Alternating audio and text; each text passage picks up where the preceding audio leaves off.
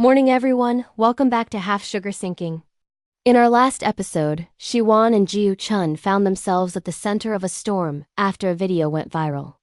Today, in episode 6, we see the real-world consequences of those choices. The office atmosphere is thick with tension. Colleagues steal glances at Shi Wan and Chen, their whispers like a constant, unseen shadow. Shi Wan tries to ignore it, focusing intently on her work, but it's impossible. Chen walks past her desk, pausing just for a moment.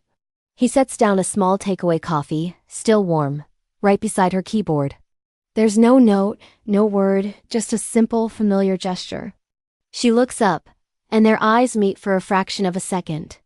He gives her the faintest nod before disappearing into his office. It's a small act of solidarity in a sea of hostility. Later that morning, in the meeting room, the other shoe drops. Manager Joe, looking unusually serious, addresses the team.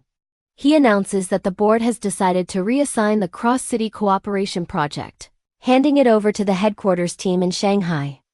The air in the room turns to ice. Everyone knew this project was Chen's passion, something he'd poured months of his life into. He calmly asks for the reason. Manager Joe avoids his gaze, muttering about strategic realignment and timing. He insists it's not personal, but the implication is clear. The board feels a more experienced team is needed. Chen doesn't argue. He just gives a single, sharp nod.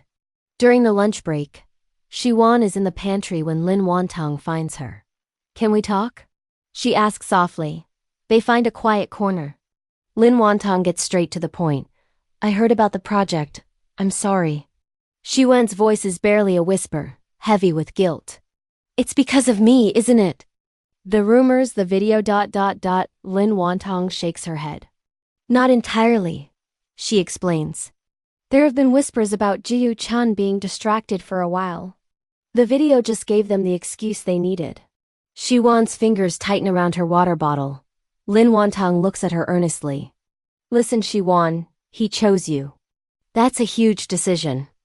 Now you have to decide if you're willing to stand with him when things get this hard." Shi Wan doesn't answer, but her eyes are glistening with unshed tears. Later that afternoon, Chen and Shi Wan walk along the riverside, one of the few quiet escapes in the bustling city. Shi Wan finally voices her guilt. "They took your project away. Because of me." Chen stops and turns to face her. "No," he says firmly. "They took it because some people have been looking for an excuse to sideline me for a long time. The gossip just made it easier for them. But if I wasn't around," she starts, but he cuts her off gently. "If you weren't around, they'd still see me the same way. It would just be a quieter battle." He takes both of her hands in his expression serious. "I got an email this afternoon.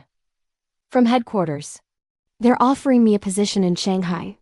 Head of a new innovation department. It's a promotion." Shi Wan's breath hitches. "Shanghai. When would you have to go?" she asks, her voice small. "They want an answer by the end of the month. I haven't replied yet." The silence between them is heavy, filled with unspoken fears. Shi Wan tries to smile, but it falters. "If you go, it's a fresh start. No rumors, no family pressure. You could focus on what you're really good at." Chen looks at her steadily. "And you?" "I'd stay here," she says, her voice trembling slightly. "We could try long distance." Chen steps closer, cupping her cheek. "I don't want long distance," he says, his voice soft but firm. "I want mornings with you. Evenings with you. Arguments about who makes better coffee. I want all of it." Tears well up in Shi Wan's eyes. "Then why are you even considering it?" she asks. He sighs. "Because I don't want you to carry this guilt. I'm scared that if I stay and things keep getting harder, you'll start to believe you're holding me back." He pulls her into a tight embrace, his voice muffled against her hair. "But I would rather fight every single day beside you than have an easy life somewhere else without you." Shi Wan clings to him, the tears finally falling.